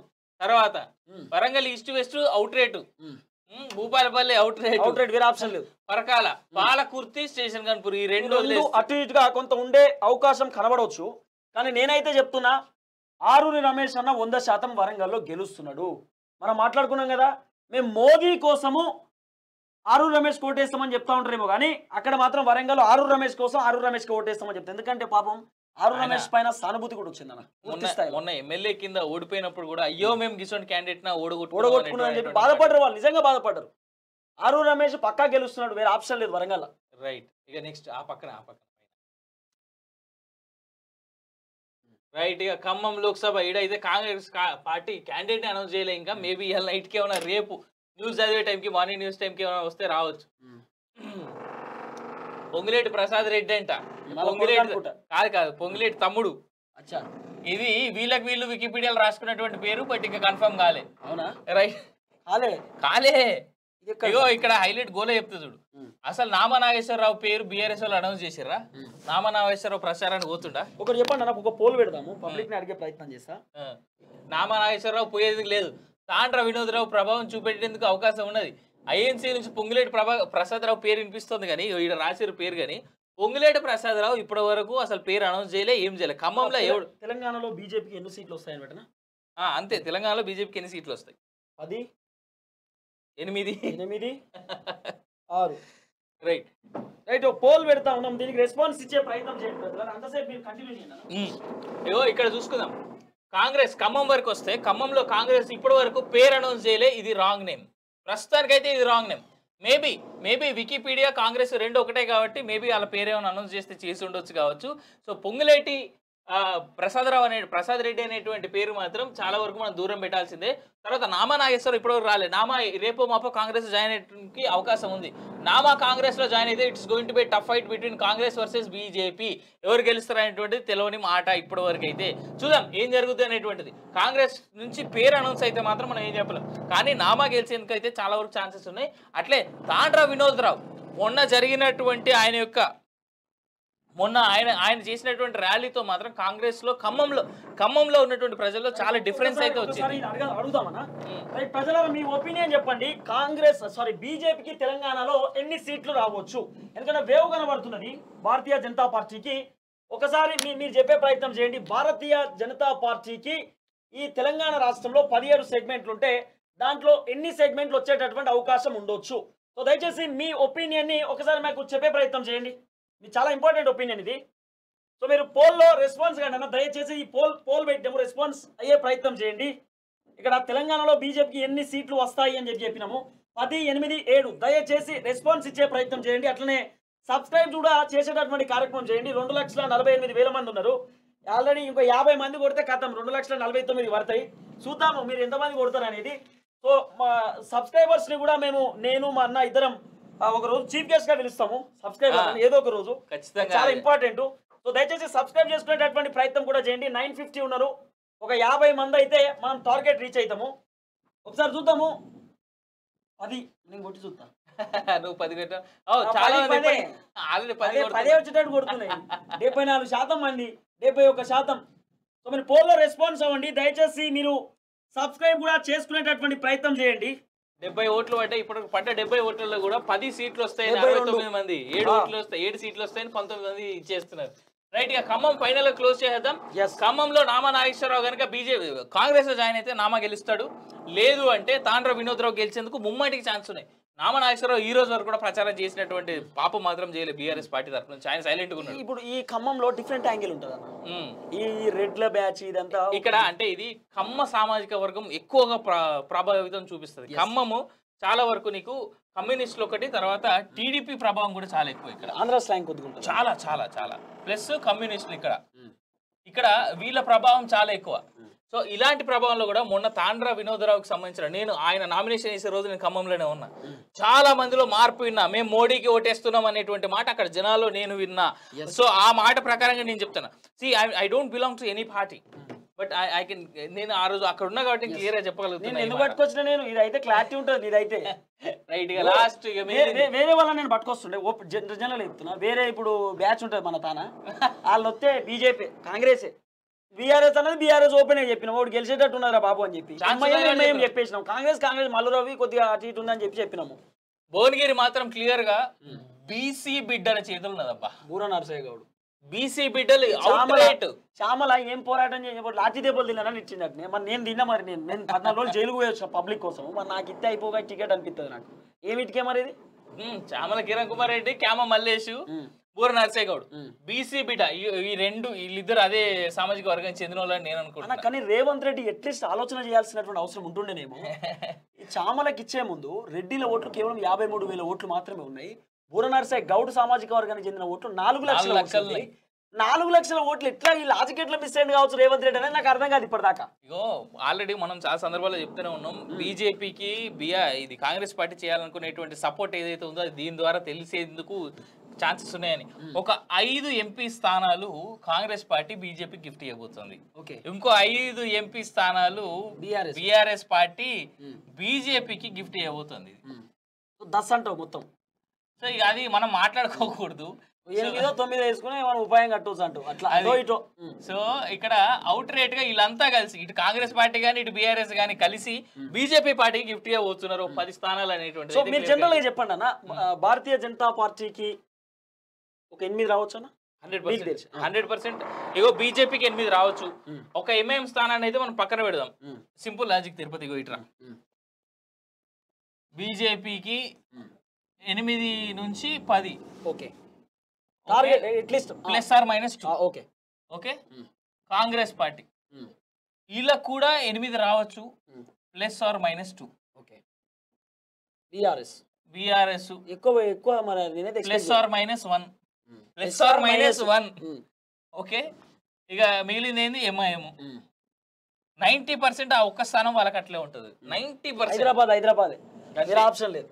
ఆడ చూసుకో 8, 8, 16 ప్లస్ 1. ఆ 16 ఇందులో ప్లస్ ఆర్ మైనస్ 1 కాబట్టి ఒక స్థానం వాళ్ళకి 17 అయిపోయా కథం. సో మొత్తానికి భారతీయ జనతా పార్టీకి అయితే కనబడుతున్నాయి. కొంతమంది అంటా ఉన్నారు భారతీయ జనతా పార్టీని జోక్తురు, జాకీ ఏం లేదు, వాళ్ళు వెచ్చేటోళ్ళు పెట్టుకుంటారు జాకీ ఆల్రెడీ. సో ప్రజలారా ఒక్కసారి మీ ఒపీనియన్ ని గౌరవిస్తాం. 141 64% వేస్తా ఉన్నారు. అయితే దీంట్లో నేను చూస్తున్నటువంటి వీక్షకులకు ఒక స్ట్రైట్ ఆన్సర్ నేను ఇస్తాను. 2006లో మన్మోహన్ సింగ్, ఇవాళ నా మార్నింగ్ న్యూస్ లో కాలేజ్ టీవీలో నేను చేసినటువంటి మార్నింగ్ న్యూస్ లో నేను చాలా చాలా చాలా క్లియర్ గా చెప్పిన ఎందుకు కాంగ్రెస్ పార్టీకి ఓటేయొద్దు, బీజేపీకి ఎందుకు ఓటేయాలనేటువంటిది. ఆ మాట ప్రకారం నేను ఇప్పుడు మళ్ళీ ప్రతిఘటిస్తూ నేను ఘంటాపథంగా చెప్పేటువంటి మాట ఏంటంటే కేవలం ముస్లింసే మా ప్రయారిటీ అని చెప్పిండు మన్మోహన్ సింగ్ ఆయన ప్రధానమంత్రిగా ఉన్నప్పుడు 52వ కన్ఫెషన్ లో. సో ఆ 52వ మీటింగ్ లో ముస్లింసే మన ప్రయారిటీ అని చెప్పినటువంటి మన్మోహన్ సింగ్ మాటల్ని పట్టించుకొని కాంగ్రెస్ పార్టీ కేవలం ముస్లింల కోసమే పనిచేస్తుంది కాబట్టి ముస్లింలకు ఓటేద్దామా, లేదంటే హైందవులు అన్ని సామాజిక వర్గాలు మాకు అవసరం అని చెప్తున్నటువంటి బీజేపీ పార్టీకి ఓటేద్దామా, ఇది ప్రజలు ఆలోచించుకోవాలి. ఇది తెలంగాణ అయినా, సెంట్రల్ ఎలక్షన్స్ అయినా, సెంట్రల్ పార్టీస్ అయినా, సెంట్రల్ వేరే స్టేట్స్ అయినా కేవలం ముస్లింస్ మాత్రమే మా టార్గెట్ అని చెప్పి మాట్లాడుతున్నటువంటి బీజేపీకి ఓటేస్తారా, కాంగ్రెస్ ఓటేస్తారా? కేవలం ముస్లిమ్స్ మాత్రమే మా టార్గెట్, మేము చేసే ప్రతి పని ముస్లిమ్స్కే మొదట చెందాలన్నటువంటి కాంగ్రెస్ కోటేస్తారా, లేదా అందరి సంక్షేమం మా ధ్యేయం అందరూ మాకు ముఖ్యం అని చెప్తున్నటువంటి బీజేపీ కోటేస్తారా? మీరు డిసైడ్ చేసుకోండి.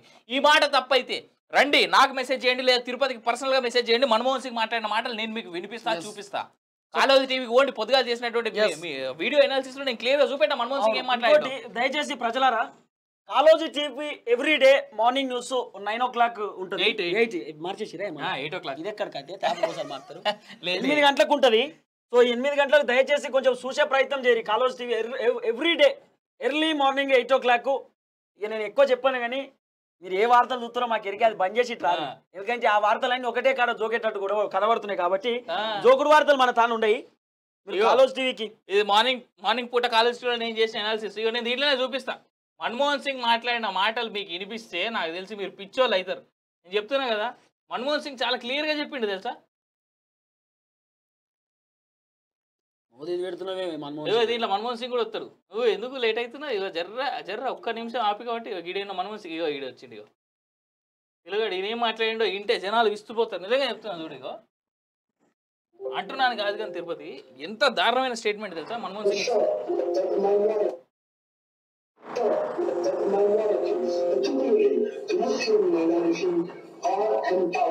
to share equitably human fruits of development. They must have the first claim on our.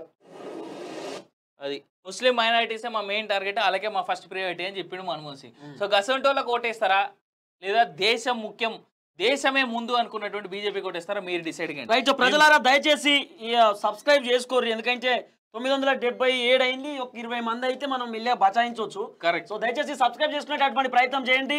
రోజు మార్నింగ్ మాత్రం కాలోజీ టీవీ లైవ్ చూడండి, ఎందుకంటే కాలోజీ టీవీలో పూర్తి స్థాయిలో నేను కూడా వర్క్ చేస్తా ఉన్నా. ఇక్కడ కాలోజీ టీవీ మా బ్రదరు, మాది ఒకటే ఊరు, సీన్ అన్నది మాది. సో మేమంతా ఒక సామాజిక వర్గానికి చెందినటువంటి బిడ్డలమే. సో దయచేసి సబ్స్క్రైబ్ చేసే ప్రయత్నం చేయండి. టీఆర్ టీవీ జస్ట్ ఒక 30 మంది అయితే అయిపోతారు. 974 అయ్యారు. సో 974 ఇష్టం లేదైంది టీఆర్ టీవీ ఉపాయం కట్టుర్రి, సబ్స్క్రైబ్ చేసుకునేటటువంటి ప్రయత్నం అయితే చేయండి. సో నాకు తెలిసి మీకు అనలైజ్ నచ్చింది అనుకుంటున్నా. ఒక ఇంటర్వ్యూ కూడా ఉంది ఇప్పుడు కాబట్టి బంద్ చేస్తున్నాం మన దుకాణం ఎంతసేపు నడపాలని. Thank you so much, Samadhi. So thank you so much for watching TR TV and College TV. Tomorrow we will meet again. నేను మీ అవినాష్ జనగామ నాతో పాటు తిరుపతి. రేపు మళ్ళీ ఇంకొక అంశం పైన మళ్ళీ కలుద్దాం.